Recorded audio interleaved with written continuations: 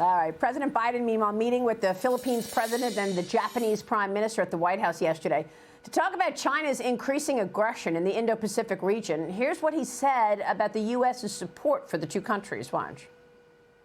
The United States defense commitments to Japan and to the Philippines are ironclad. They're ironclad.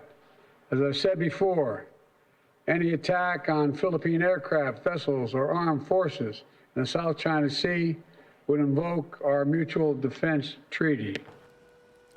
The U.S., Japan, and the Philippines also announcing joint patrols in the Indo-Pacific later this year. Joining me now is Hudson Institute Senior Fellow, Atlas Organization founder, and the author of The Decisive Decade, Jonathan D.T. Ward, back with us. Jonathan, good to see you. Your reaction to the meeting with the heads of Japan and Philippines at the White House this week? Hi, Maria. Look, I think it's a highly productive meeting. I mean, it's very important for the U.S. and Japan to show solidarity with the Philippines that's right on the front lines of China's aggression. I mean, in addition to Taiwan itself, probably the most important flashpoint in the Pacific at the moment is on Second Thomas Shoal in the South China Sea. And, of course, China claims the entirety of the South China Sea. It claims this shoal, which is in the Philippines' exclusive economic zone. And they've used all kinds of aggressive tactics, water cannons, lasers, you name it, just the usual brunt of their aggression in the Pacific. And this meeting follows on, I think, a very superb meeting to sort of emphasize the importance of the U.S.-Japan alliance. And the readout from that one, where there's going to be deeper defense industrial cooperation, co-production and co-development of missiles, integration and alignment of defense industrial policy, co-sustainment of forward-deployed U.S. Navy ships and U.S. Air Force aircraft, in addition to space cooperation and cooperation on AI, quantum, semiconductors, biotech. I mean, this is really what a fully formed, optimized U.S. alliance looks like. So the U.S.-Japan alliance, I think, is in great condition. It's a model for the alliance system as a whole, and our Pacific alliance system is starting to become more integrated, which is very important. So we have Japan, principally, South Korea, Australia, the Philippines. I mean, this is quite an important coalition. If you add things like AUKUS, which brings Britain into the Pacific, to connect with Australia and sort of provide the most advanced submarines that we will need in that region, you're talking about a real defense posture that we can build into and start to combine our industrial bases, our innovation capabilities, and our military capacity. And that's what it's going to take to hold back China. Because meanwhile, guess who was in Beijing this week? The Russian foreign minister. I mean, they're deepening their axis, their comprehensive strategic partnership for a new era. So we're really headed into Axis and allies again. It's getting dark, but there are some bright spots between the U.S., Japan, and our other Pacific allies. Well, the U.S. is also apparently reportedly asking China and other countries to urge Iran not to launch a retaliatory attack on Israel after that deadly airstrike on an Iranian diplomatic building in Syria last week. The top story in the Journal this morning, the Wall Street Journal reporting that the, quote, Iranian attack is expected on Israel in the next 48 hours, Jonathan. We're all waiting to see if Iran makes an attack on Israel within Israel's border. Right, and asking the Chinese for restraint right after Yellen's visit, where she's telling them that, we don't want them to export so much to us, and there may be, retaliatory sanctions on that ultimately. I mean, it's just, I think they've got us in a diplomatic bind here. I mean, we know that, China is bankrolling Russia's invasion of Ukraine. They've reconstituted the defense industrial base in Russia. And then, of course, when it comes to Iran, they've pledged $400 billion over a 25-year period that will go into a bunch of sectors, banking, telecommunications, ports, railways, healthcare, IT.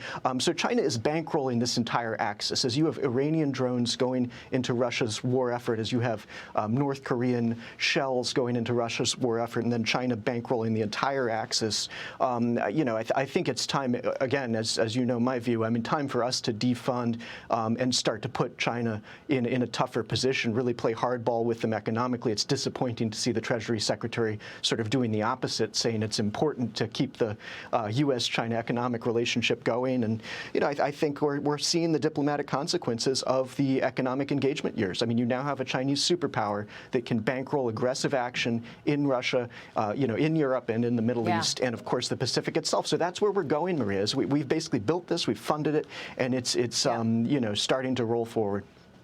Yeah, I don't know why they had cameras shoot them having beers in China.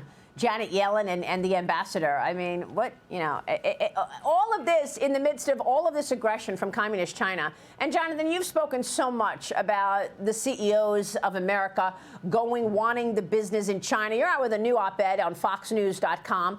It's titled "American CEOs Overlook China Risk at Their Own Peril." You write, American investment will likely, quote, continue to play into China's larger strategic programs, contributing not only to the erosion of our military advantages, but also to the growing risks for your own companies, both in the China market and beyond. I'll reiterate what Ratcliffe has told me time and time again. China's strategy is simple: rob, replicate, replace. Do the CEOs not get that?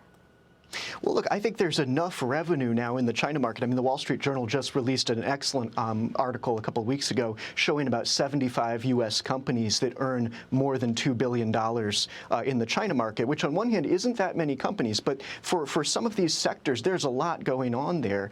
And I think the problem now is, you know, equity markets have caught on to the problems with Chinese corporations. I think the next thing is to start to understand the problems of U.S. and multinational corporations that are too tied to the China market and, you know, are unable essentially to find their way out. I mean, I think you take things like Apple or Qualcomm. I mean, you look at the 10Ks, you look at their own risk assessments. I mean, Qualcomm's talking about customer concentration, selling 60% of its customers are in China. I mean, all these things are tied in to a geostrategic adversary. And if government isn't going to take decisive action on, you know, getting our companies out of there, getting them to start, you know, making sort of clearer indicators that they need to move out, then I think it's just shareholders that are at risk, and it's the equity markets in general. I mean, any sort of geopolitical conflict in the Pacific would destroy the business models of many of these companies. You know, so I think we need to have much better reporting on that, and I think shareholders need to start to give management room to make better decisions and start to get them out of there.